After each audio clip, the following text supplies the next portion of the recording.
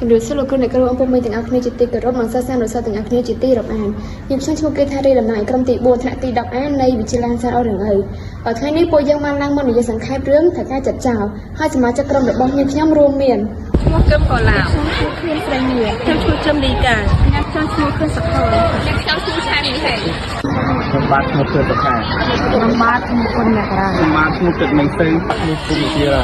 បាទឈ្មោះវណ្ណថារោជំរាបសួរខ្ញុំឡើងសង្ខេបរឿងថាការចាត់ចោលនៅឆ្នាំ1956មានព្រឹត្តិការណ៍មួយនៅក្រុងភ្នំពេញគឺលោកថៅកែបានប្រើឲ្យពហំបើកឡានបុកឡានរបស់អង្គប៉ាងហុងលេ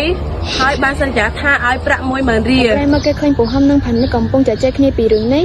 ដោយផានិតឲ្យពហំរត់គេចខ្លួនប៉ុន្តែពហំមិនរត់ទេព្រោះគាត់នៅចាំយកលុយដើម្បីឲ្យម្ដាយយកទៅធ្វើបុណ្យ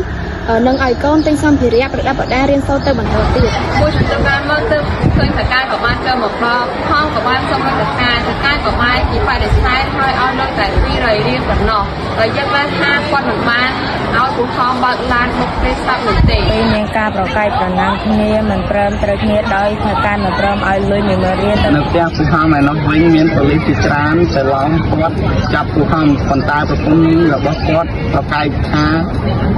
គាត់មិនបានមកផ្ទះ4-5ថ្ងៃហើយក្រុមប៉ូលីសគាត់ត្រឡប់ទៅផ្ទះរបស់ថៅកែឃើញអ្នកទាំងពីរប្រកែកប៉ូលីសក៏សួរថានរណាពីចោលយើងក្រុមនគរបាលប្រាប់មុខចោលមកយើងនឹងចាប់គាត់បានសារភាពថាគាត់ពិតជាបានបើកឡានបុកហុងលីពិតមែនតែនេះគឺដោយសារតែថៅកែអ្នកបញ្ជាដូចនេះត្រូវចាប់ថៅកែប្រកែកថាពូខំនិយាយក៏ហៅពេលនោះគង់សុកត្រីមានបានយកប្រឹងធ្វើសាក់សៃឲ្យពូហំក្រោយមកក្រុមនគរបាលក៏បានប្រកាសចាប់ខ្លួនពូហំដាក់គុកគង់ស្រ័យក្រឹកយុត្តិធម៌ហើយក៏ត្រូវបានក្រុមនគរបាលចាប់យកទៅដែរខលតីទៀតមានជានិតសុកមាននឹងស្រីបានសុំថៅកែឈប់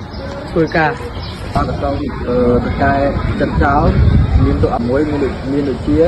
ពូខំមានយ៉ានក្រុមកម្មការទាំង4ក្រុមនគរបាលផានិតអង្គការផងនេះ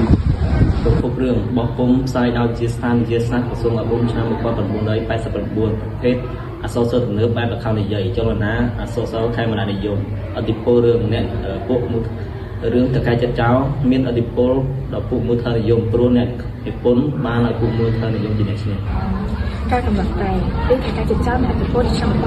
1956ជាកំណត់អត្ថបទអក្សរសិល្ប៍ប្រឌិតនៃទីក្រុងភ្នំពេញមានលក្ខណៈជាល្ខោននិយាយក្រុមសារនៃអត្ថបទនេះចំណេញដោយនាយកដ្ឋានសិល្បៈនៅថ្ងៃទី30កញ្ញា1981បោះពុះដោយវិជាឋានជាសាស្ត្រជ្រាវក្រសួងអប់រំទីក្រុងភ្នំពេញ1989ខ្ញុំឈ្មោះប៉ៅយូលេងនិងអ៊ំឈិនសង្គមបរិយាកាសដំណើររឿងប្រព្រឹត្តនៅក្នុងសម័យដែលប្រទេសកម្ពុជាទទួលបានឯករាជ្យជាលើកដំបូងជាចុងក្រោយក៏សូមអភ័យទោសរាល់កំហុសខុសឆ្គងដែលកើតមានឡើងនៅក្នុងវីដេអូនេះ